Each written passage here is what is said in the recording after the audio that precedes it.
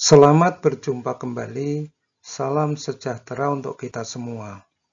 Pada kesempatan ini, kita akan membahas ilustrasi akuntansi pajak penjualan barang mewah, pajak pertambahan nilai, serta sedikit penjelasan tentang pajak penghasilan terutang. Pembahasan kita awali dengan membahas hutang pajak atas pajak penjualan barang mewah atau PPNBM yang dipungut dari pelanggan. Setelah memenuhi syarat tertentu, perusahaan memungut pajak pertambahan nilai atau PPN atau pajak penjualan barang mewah, disingkat dengan PPNBM. Misalkan perusahaan menjual tunai barang kena pajak dengan harga 50 juta rupiah dan memungut PPN sebesar 10% dan PPNBM sebesar 20%. Jurnal yang dibuat oleh perusahaan adalah mendebit cash sebesar 65 juta rupiah, yaitu harga jual ditambah pajak-pajak yang dipungut, mengkredit akun sales sebesar 50 juta rupiah, mengkredit akun PPN keluaran sebesar 10% dikali 50 juta rupiah sama dengan 5 juta rupiah, dan mengkredit akun PPNBM yang masih harus disetor sebesar 20% dikali 50 juta rupiah sama dengan 10 juta rupiah. Selanjutnya perusahaan menyetor PPNBM sebesar 10 juta rupiah ke kas negara.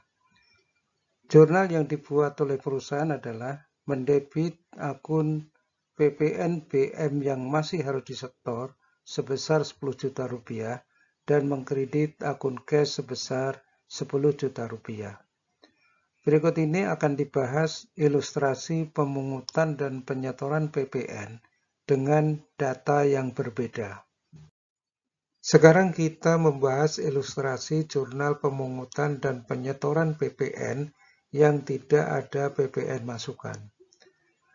Misalkan PTA membeli bahan baku yang tidak dikenai PPN masukan dan selanjutnya mengolahnya menjadi barang kena pajak, kemudian menjual tunai barang kena pajak tersebut ke PTB dengan harga 10 juta rupiah ditambah dengan PPN 10%. Jurnal yang dibuat oleh PTA untuk mencatat penjualan barang ke PTB adalah mendebit akun kas sebesar 11 juta rupiah, mengkredit akun pendapatan penjualan sebesar 10 juta rupiah, serta mengkredit akun PPN keluaran sebesar 10% dikali 10 juta rupiah sama dengan 1 juta rupiah.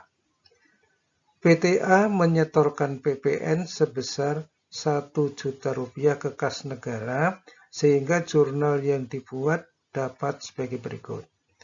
PPN keluaran didebit 1 juta rupiah dan kas dikredit sebesar 1 juta rupiah. Ilustrasi jurnal pemungutan dan penyetoran PPN dan terdapat PPN masukan, yaitu PPN yang dibayar ketika membeli barang kena pajak. Pada waktu membeli barang dari PTA, PTB mencatat PPN yang dibayar dengan mendebit akun PPN masukan sebesar 1 juta rupiah. PTB mengolah bahan baku yang dibeli dari PTA dan kemudian menjual ke PTC dengan harga 20 juta rupiah. PPN 10% dipungut dari PTC. Jurnal PTB untuk mencatat penjualan adalah sebagai berikut. Kas didebit 22 juta rupiah, sales revenue dikredit 20 juta rupiah, PPN keluaran dikredit 2 juta rupiah. Ketika membeli barang dari PTA, PTB telah membayar PPN 1 juta melalui PTA. Pada saat menjual barang, PTB memungut PPN dari PTC sebesar 2 juta rupiah. Ketika menyetor PPN ke kas negara, PTB menyetor sebesar 1 juta rupiah, yaitu 2 juta rupiah yang dipungut dari PTC dikurangi 1 juta rupiah yang telah disetor melalui PTA. PTB dapat membuat jurnal dengan mendebit akun PPN keluaran sebesar 2 juta rupiah, mengkredit akun PPN masukan sebesar 1 juta rupiah, dan mengkredit akun kas sebesar 1 juta rupiah. Sekarang kita lanjutkan dengan ilustrasi jurnal pemungutan dan penyetoran PPN dan terdapat PPN masukan yang telah dibayar. Pada waktu membeli barang dari PTB, PTC mencatat PPN yang dibayar dengan mendebit akun PPN masukan sebesar 2 juta rupiah. PTC kemudian menjual produk ke konsumen akhir dengan harga 24 juta rupiah ditambah PPN 10%. Jurnal PTC untuk mencatat penjualan adalah mendebit cash sebesar 26.400.000 rupiah, sales revenue dikredit 24 juta rupiah, serta PPN keluaran dikredit sebesar 2.400.000 rupiah. PTC telah memungut PPN sebesar 2.400.000 rupiah. Namun PTC telah membayar PPN melalui PTB sebesar 2 juta rupiah, sehingga jumlah yang disetor ke kas negara hanya 400.000 rupiah. PTB membuat jurnal dengan mendebit akun PPN keluaran sebesar 2.400.000 rupiah, mengkredit akun PPN masukan sebesar 2 juta rupiah, serta mengkredit akun kas sebesar 400.000 rupiah. Sekarang siapa yang menanggung pajak pertambahan nilai? Untuk menjawab pertanyaan ini, mari kita lihat tabel berikut. Tabel ini terdiri dari 5 kolom.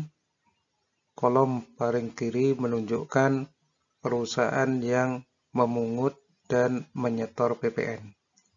Kolom berikutnya menunjukkan PPN yang telah dipungut oleh PTA, B, dan C.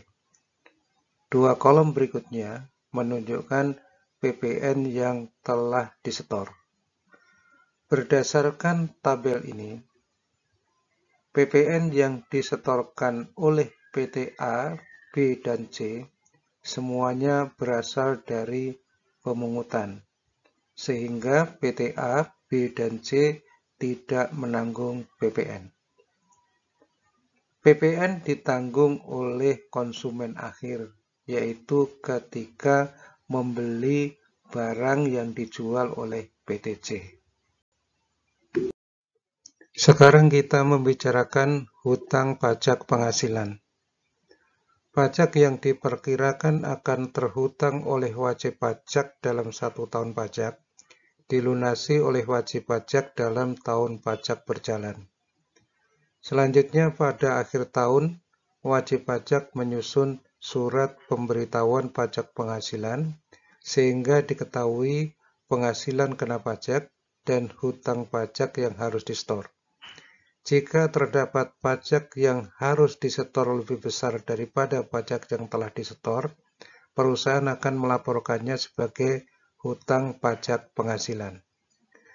Kadangkala penghasilan kena pajak menurut surat pemberitahuan pajak yang disusun menurut peraturan perpajakan tidak sama dengan penghasilan sebelum pajak yang disusun menurut standar akuntansi keuangan.